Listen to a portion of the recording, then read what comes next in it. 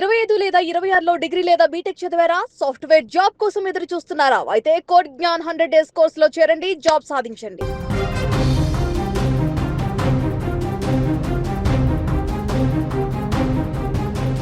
తెలుగు బుల్లితెర ప్రేక్షకులకు అశురెడ్డి గురించి ప్రత్యేకంగా పరిచయం చేయాల్సిన పని లేదు. రియాలిటీ షోలు బిగ్ బాస్ ద్వారా గుర్తింపు తెచ్చుకున్నటువంటి ఆమె ఇప్పుడు మరోసారి వార్తల్లో నిలిచారు. ఈసారి ఆమెపై హైదరాబాద్ సిటీ సెంట్రల్ క్రైమ్ స్టేషన్లో భారీ ఆర్థిక మోసం కేసు నమోదైంది.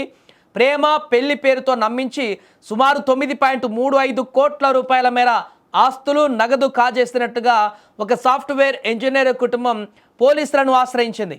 ప్రస్తుతం ఈ ఘటన సంచలనంగా మారింది. అశురెడ్డి బిగ్ బాస్ ఫేమ్ ఇలాంటి వ్యక్తే 9.35 కోట్ల రూపాయలు పెళ్లి పేరుతో మోసం చేసిందనేటువంటి వార్త ఇప్పుడు ఒక్కసారిగా సోషల్ మీడియాలో వైరల్గా మారింది. ఎందుకంటే నిత్యం సోషల్ మీడియాలో తను ఉంటుంది. అశురెడ్డి తన అప్డేట్స్ ఇస్తూ అభిమానులకు ఎప్పటికీ దగ్గరగా ఉంటూ సోషల్ మీడియాలో అందరికీ అందుబాటులో ఉండేటువంటి అశురెడ్డి ఈ యొక్క వివాదంలో చిక్కుకోవడం, అది కూడా పెళ్లి పేరుతో ఒక వ్యక్తిని మోసం చేసినట్టుగా 9.35 కోట్ల మేరకు మోసం చేసినట్టుగా ఆ వ్యక్తి కుటుంబము పోలీస్ స్టేషన్లో కేసు నమోదు చేయడం సంచలనంగా మారింది. లండన్లో పనిచేస్తున్నటువంటి సాఫ్ట్వేర్ ఇంజనీర్ వైవి ధర్మేంద్రకు 2018లో అశురెడ్డితో పరిచయం ఏర్పడింది. తాను సినిమాల్లో రాణించాలని ప్రయత్నిస్తున్నానని చెప్పి అతనికి దగ్గరైనట్లుగా కూడా ఇప్పుడు ఆరోపణలు ఉన్నాయి. కొద్ది రోజులకే వీరి పరిచయం ప్రేమగా మారడం, పెళ్లి చేసుకుంటానని నమ్మించడంతో బాధితుడు ఆమె అడిగినప్పుడల్లా డబ్బులు పంపినట్లుగా బాధితుడి తండ్రి సత్యనారాయణ ఇచ్చిన ఫిర్యాదు ప్రకారంలో దాంట్లో పేర్కొనబడింది. ఇక హైదరాబాద్ షేక్పేట వాసి యనుమల సత్యనారాయణ కుమారుడు వైవి ధర్మేంద్ర లండన్లో సాఫ్ట్వేర్ ఇంజనీర్గా పనిచేస్తున్నారు. 2018లో భారత్కు వచ్చిన సమయంలో అతనికి అశురెడ్డి పరిచయమైంది. తాను అమెరికాలో చదువు పూర్తి చేసి సినిమాల్లో అవకాశాల కోసం హైదరాబాద్కు వచ్చినట్లుగా చెప్పింది.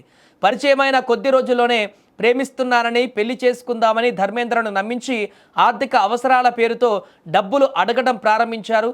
కారు, బంగారం, ఆస్తులు కొనుగోలు చేయించుకొని తన పేరిటే రిజిస్టర్ కూడా చేయించుకుంది. ఆ తర్వాత అశురెడ్డి కుటుంబ సభ్యులు ధర్మేంద్రను కలిసి సంబంధాన్ని ఖాయం చేస్తున్నామంటూ పండితుణ్ణి కూడా పిలిపించి హడావుడి కూడా చేశారట.